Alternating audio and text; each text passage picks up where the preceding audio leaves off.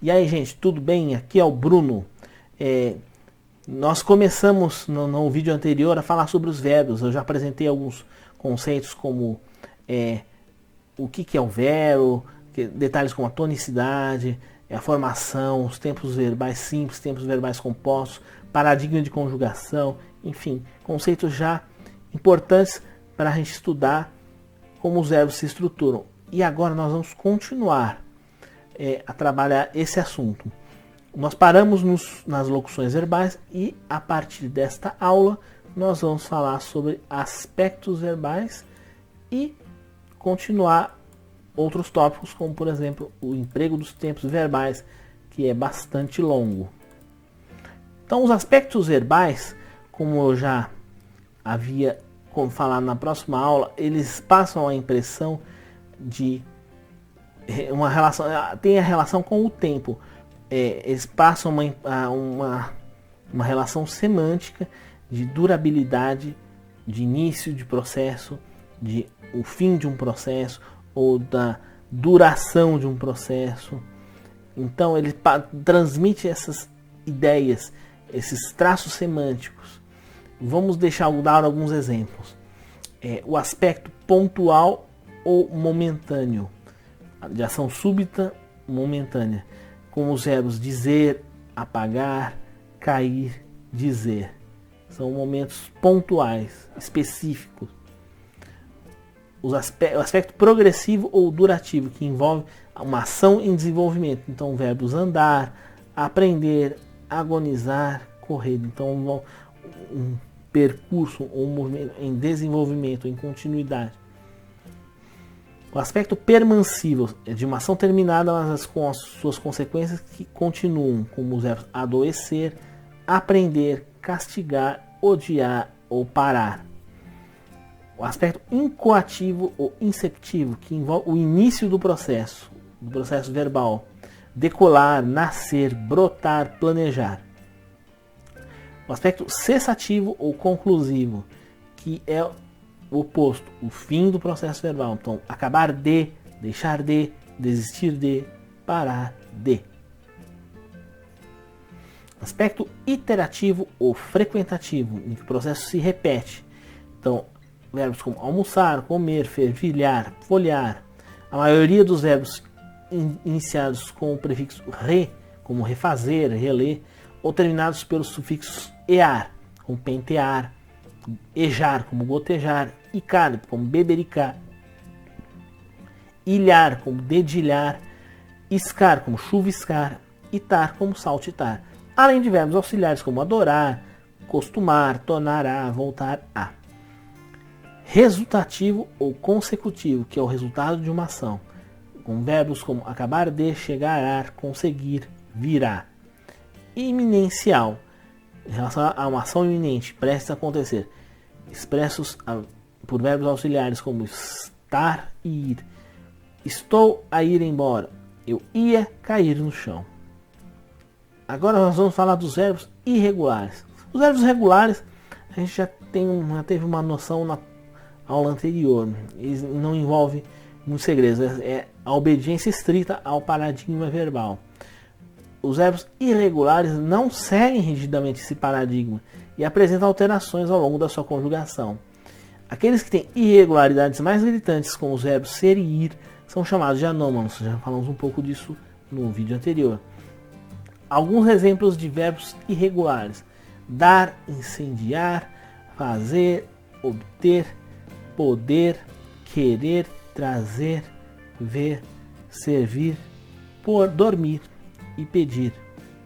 Já os verbos defectivos são aqueles que não são conjugados em todos os tempos, modos e pessoa. Alguns exemplos: os verbos impessoais, que aqueles são verbos sem sujeito, são conjugados apenas na terceira pessoa do singular. A gente inclui nessa categoria os verbos que indicam fenômenos da natureza, como chover, ventar, amanhecer, além dos verbos prazer, aprazer e desprazer. O verbo haver no sentido de existir, o verbo fazer em expressões indicativas de tempo. Também os verbos unipessoais, que são conjugados apenas em terceira pessoa. E pertencem a esse grupo os verbos como as desvozes de animais, latir, miar, rugir, e aqueles que indicam conveniência, necessidade ou acontecimento. Acontecer, ocorrer, convir, suceder. Os verbos defectivos pessoais são aqueles que não apresentam determinadas conjugações por razões morfológicas ou fônicas, ou seja, para se produzir um som mais agradável. Alguns exemplos. Os verbos defectivos pessoais não conjugados na primeira pessoa do presente do indicativo, como banir, abolir ou demolir, também não são conjugados em tempos derivados dessa forma, como o presente do subjuntivo, o imperativo negativo, a terceira pessoa do singular e primeira e terceira pessoa do imperativo afirmativo. Os defectivos pessoais conjugados apenas nas formas arrisotônicas, como adequar, falir ou precaver. Essas formas não possuem o presente do subjuntivo e o imperativo negativo, além de possuírem apenas a segunda pessoa do plural do afirmativo negativo. Os verbos abundantes. Os verbos abundantes apresentam mais de uma forma possível em algum de seus tempos verbais ou formas nominais. Em geral, essas formas extras ocorrem no particípio, como no caso do verbo acender, que tem duas formas de particípio. O acendido, particípio a forma regular, e o aceso, que é a forma irregular. Mesma coisa, o soltar, soltado, forma regular de particípio, e solto, particípio irregular. As formas do particípio que não são formadas pelos sufixos ado ou ido são chamadas de irregulares. Só para deixar claro. O emprego geral dos particípios. Emprega-se o regular em locuções verbais formadas pelos verbos ter e haver, e cuja voz é ativa. Exemplo: o jornaleiro havia entregado o jornal em minha casa. Já o particípio irregular se aplica em locuções verbais formadas pelos verbos ser e estar, e cuja voz é passiva. Como, por exemplo, o jornal foi entregue para mim. Verbos reflexivos e pronominais. Verbos reflexivos são conjugados por pronomes oblíquos átonos que exercem função de objeto. Exemplo: pentear-se, maquiar-se, vestir-se, coçar-se, machucar-se. Um exemplo: você se vestiu muito depressa. O ato de vestir se refere ao próprio sujeito. Então, por isso usa o se. Os verbos pronominais também são conjugados com pronomes oblíquos átonos, da mesma forma como os reflexivos. Mas esses fazem parte da estrutura do verbo, não exercendo nenhuma função sintática, como é, por exemplo, arrepender-se, atrever-se, compadecer-se, indignar-se, suicidar-se ou zangar-se.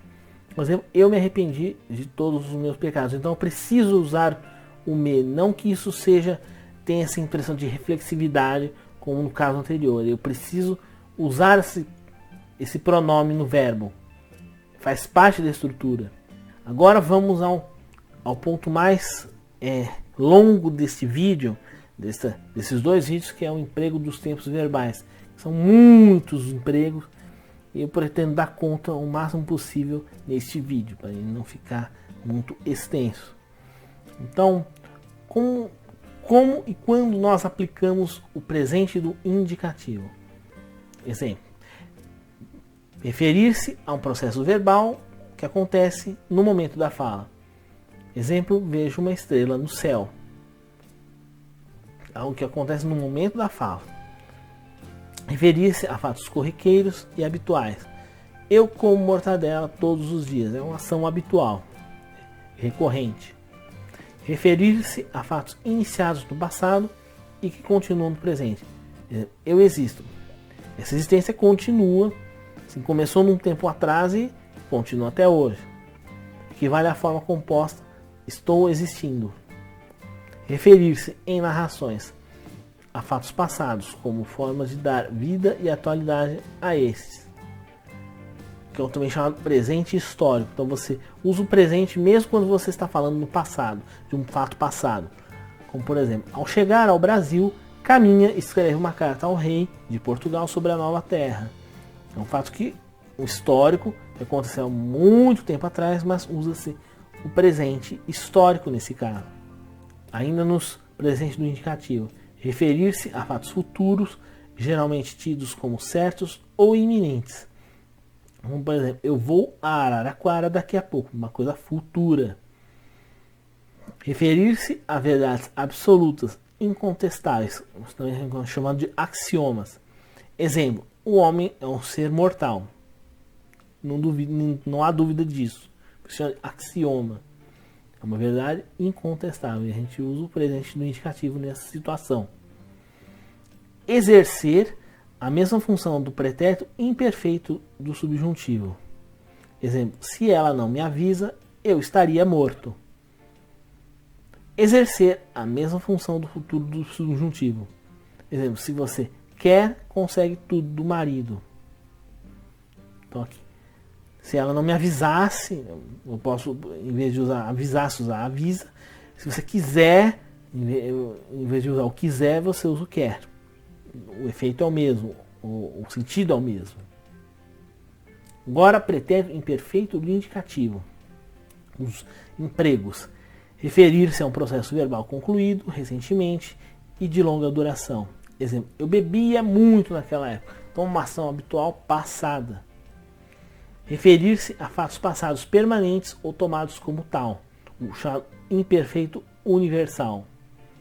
Exemplo, Castro Alves era baiano. Referir-se a fatos outrora corriqueiros, habituais. Exemplo, eu bebia sempre a essa hora. Referir-se a fatos concomitantes, ocorridos no momento em que se deu ou dava o outro. Exemplo, quando eu pintava a parede, caí da escada. Então, durante um determinado fato no passado, aconteceu outro. Essa é a relação. Referir-se a fatos passados de forma vaga, como ocorre nas histórias infantis. O chamado imperfeito histórico. É o nosso tradicional. Era uma vez uma garotinha chamada Chapeuzinho Vermelho. Exercer a mesma função do presente, de forma mais polida. Eu precisava falar com você. Em vez de falar eu preciso, que é mais incisivo, eu precisava dar um abrandamento, um sinal de polidez, de educação, de cuidado. Exercer a mesma função do futuro do pretérito. Exemplo, se eu fosse o governador, mandava a polícia prender os sem terras. Em vez de usar mandaria, mandava. O efeito é o mesmo. E é mais usual também. Agora, pretérito perfeito indicativo. Quando usar? Ou em que situações se utiliza? Para referir-se a processo verbal concluído. Por exemplo, eu comi como um cavalo ontem. Fato passado, concluído. Referir-se a um processo verbal concluído, mas cujos efeitos perduram até o presente. Exemplo, nunca entendi a teoria dos conjuntos. Não entendeu antes, não entendi, continua não entendendo agora. Mas você pode usar também em outros tempos verbais para dizer a mesma coisa, mas o pretérito perfeito também pode. Diferente de outras línguas em que há formas verbais específicas para se dizer uma situação acabada e uma situação ainda em duração, ainda em continuidade. Referir-se a fatos atemporais. Exemplo, quem nunca comeu feijão no Brasil? Coisa temporal. No caso do pretérito perfeito composto, ele se refere a fatos iniciados no passado e que duram até o presente. Por exemplo, eu tenho trabalhado muito. Pode ser usado o eu trabalhei muito. Você, se não quiser usar o pretérito normal, o pretérito perfeito tradicional, você pode usar o composto que ajuda a transmitir essa durabilidade, mas em termos de sentido, tanto faz. Exercer função do pretérito mais que perfeito do indicativo. Exemplo, quando chegamos, percebemos a tristeza de todos. Porque o pretérito mais que perfeito é algo também bastante fora de uso. Você vê mais em contexto literário, em contexto religioso, assim, em textos antigos. Então, você acaba tomando o pretérito perfeito pelo mais que perfeito. Agora, o pretérito mais que perfeito, como eu já disse, ele é um pretérito pouco usado, mais literário, mas é importante a gente conhecer como ele se forma. a gente utiliza para referir-se a um processo verbal passado anterior a outro também passado. Exemplo, quando eu cheguei, minha esposa já dormira. Então é o passado do passado. Referir-se a um processo verbal passado em relação ao presente, mas incerto. Pensáramos que você não pudesse ajudar. Referir-se a fatos situados vagamente no passado, muito distantes. Exemplo, o menino obtivera permissão dos pais. Exercer a função do futuro do pretérito em orações que exprimem desejo. Exemplo, quem me dera levar a vida desse jeito. Aqui um uso mais comum do pretérito perfeito em algumas expressões. Quem me dera, como por esse é o caso. Mas também casos bem pontuais. De modo geral, usa-se pouco o pretérito mais perfeito. A não ser nos contextos que eu expliquei anteriormente. Exercer a função do pretérito imperfeito do subjuntivo. Por exemplo, não fora a geada, teríamos uma grande colheita. Em vez de não fosse, embora não fosse é mais comum. Observação. No caso desse tempo verbal, o pretérito mais que perfeito do indicativo, usualmente se emprega a forma composta. Ou seja, o menino havia obtido ou tinha obtido permissão dos pais. Em vez de usar a forma normal, usa uma forma composta. Principalmente com o verbo ter, que é muito mais comum. Mas, assim, na norma culta, o preferencial é pela forma com o verbo haver, mas o verbo ter é a mais usual. Futuro do presente do indicativo. Usa para referir-se a um fato posterior certo. Exemplo, irei à escola amanhã cedo. Ou para referir-se a um fato atual, mas duvidoso. Como, será que amanhã estaremos melhores do que hoje? Exercer a função do imperativo. Honrarás pai e mãe. Indicar ordem atenuada ou pedido. Rezarás por mim enquanto estiver em viagem. E para referir-se a fatos incertos. Como pensarão os senhores que me vinguem. Enganam-se. Referir-se a fatos tidos como verdades absolutas. É o chamado futuro universal. Exemplo, o dinheiro será teu senhor, se não for teu escravo. No caso do futuro composto, ele pode ser empregado nas seguintes situações. Fato concluído antes de outro que lhe é posterior. Exemplo, quando você voltar, eu já terei ido trabalhar. Fato quase certo. Se nos descobrirem, teremos provocado um escândalo. Ou possibilidade de um fato passado. Exemplo, não terá sido falha nossa? Agora, futuro do pretérito indicativo. Para referir-se a um fato posterior a certo momento do passado. Exemplo, ontem você me disse que me ligaria. Para referir-se a um fato futuro e certo, mas dependente de certa condição. E forma-se nesse caso a oração condicional. Então, se eu estivesse bem, eu iria à escola. Então, uma condição, uma depende da outra. Referir-se a fatos futuros duvidosos. Exemplo, seria possível um casamento desses? Ou indicar incerteza sobre fatos passados. Seriam no máximo 8 horas quando o acidente aconteceu. Para demonstrar polidez ou timidez diante de fatos no presente. Exemplo, eu pediria que vocês agora fizessem silêncio.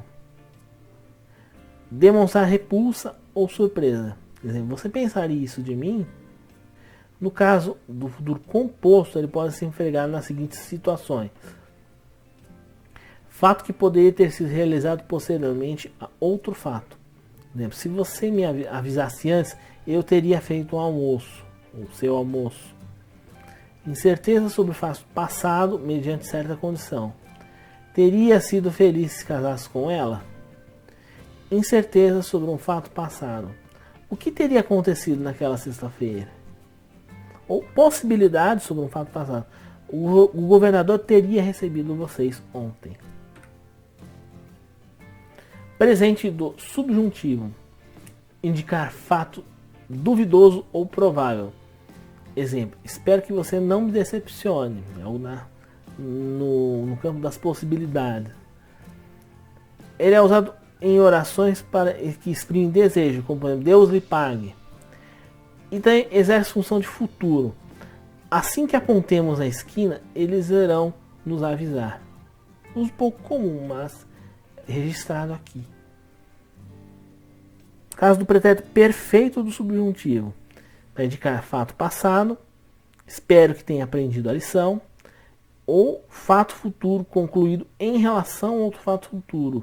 Exemplo, que você tenha limpado a casa quando eu chegar. O caso do pretérito imperfeito do subjuntivo é usado em fatos hipotéticos em geral. Jogasse Pelé, se jogasse Pelé, teríamos vencido. E o mais que perfeito do subjuntivo, para indicar fato passado anterior a outro fato passado, como por exemplo, não teria errado se você não tivesse chegado de repente. Ou para indicar fato irreal no passado. Exemplo, imaginemos que vocês tivessem ido à Austrália. O futuro do subjuntivo, usado em orações condicionais, como por exemplo, quando eu estiver aqui, esta casa estará um brinco. Ou para indicar futuro concluído em relação a outro fato futuro. Quando ganhar a eleição, o candidato se esquecerá das promessas. Bom, e com isso nós terminamos este vídeo, este segundo vídeo sobre verbos e também este primeiro módulo do curso, que foi dedicado ao estudo da morfologia, das classes de palavras, suas características e a sua formação. E agora, as próximas lições vão se dedicar a estudos relacionados à sintaxe, como, por exemplo, as orações coordenadas, as orações subordinadas, colocação pronominal, entre outros assuntos. Então, eu agradeço você estar conosco até agora. Espero que tenha gostado do nosso vídeo, que tenha sido bastante proveitoso para você. E espero você nos próximos vídeos para continuar esse curso. Então, um grande abraço, fique com Deus e até a próxima.